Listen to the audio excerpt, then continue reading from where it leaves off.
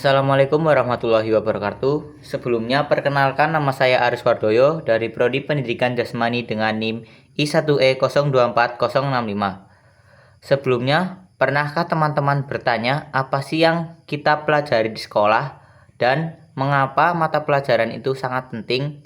Nah, pada video kali ini saya akan membahas tentang kurikulum, mulai dari pengertiannya, unsur-unsurnya, dan relevansinya di era modern.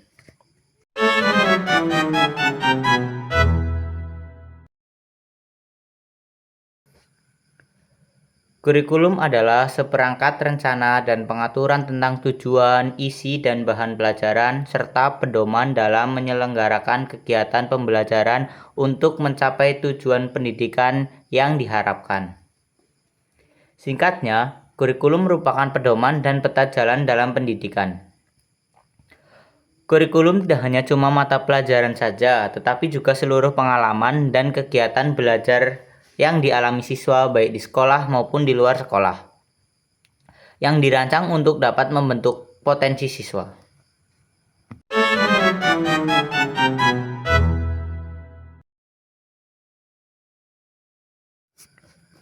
Selanjutnya, masuk ke unsur-unsur utama dalam kurikulum. Yang pertama, ada tujuan. Ini merupakan hasil akhir yang ingin dicapai dari proses pendidikan. Tujuan kurikulum menentukan arah dan sasaran yang harus dicapai dalam pembelajaran, termasuk tujuan nasional dan tujuan mata pelajaran. Yang kedua adalah materi atau isi kurikulum. Materi merupakan isi atau substansi dari kurikulum yang berisi pengetahuan, keterampilan, nilai, dan sikap yang akan dipelajari oleh siswa. Pemilihan materi harus relevan dengan tujuan yang sudah ditentukan dan sesuai dengan perkembangan zaman serta kebutuhan siswa. Yang ketiga adalah strategi pembelajaran atau metode. Ini adalah cara atau metode yang digunakan untuk menyampaikan materi agar tujuan kurikulum tercapai.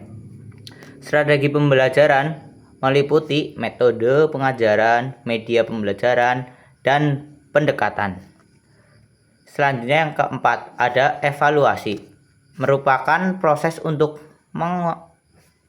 mengatur sejauh mana tujuan kurikulum telah tercapai. Evaluasi tidak hanya berupa tes tertulis, tapi juga perlu mencakup berbagai penilaian. Yang pertama adalah tes formatif dan sumatif, kedua penilaian proyek dan portofolio, yang ketiga observasi terhadap sikap dan perilaku. Setelah membahas unsur-unsur utama dalam kurikulum, kita bisa tahu bahwa tujuan kurikulum adalah untuk membentuk siswa menjadi individu yang kompeten, berakhlak mulia, dan juga siap dalam menjalani atau menghadapi tantangan di masa depan.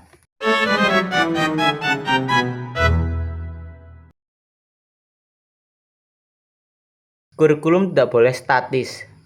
Kurikulum harus relevan dengan kebutuhan peserta didik dan perkembangan zaman.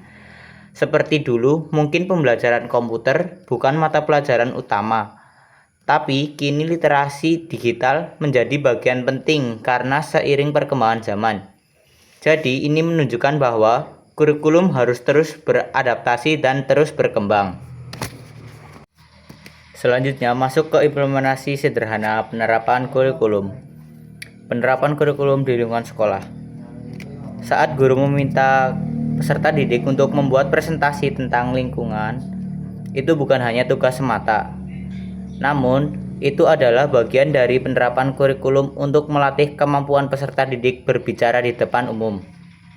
Selanjutnya, pada penerapan kurikulum di kegiatan sehari-hari. Ketika peserta didik belajar tentang pendidikan agama, seni budaya, dan lainnya, di mata pelajaran tersebut, peserta didik bisa menerapkannya saat di kehidupan sehari-hari. Jadi, setelah banyaknya pembahasan yang saya sampaikan, saya menyimpulkan bahwa kurikulum itu lebih dari sekedar daftar pelajaran. Ia adalah cetak biru yang mengarahkan kita untuk mencapai potensi terbaik. Kurikulum akan terus berkembang seiring dengan kita. Jadi, mari kita terus belajar dan beradaptasi. Sekian pembahasan dari saya, kurang lebihnya mohon maaf. Terima kasih. Wassalamualaikum warahmatullahi wabarakatuh.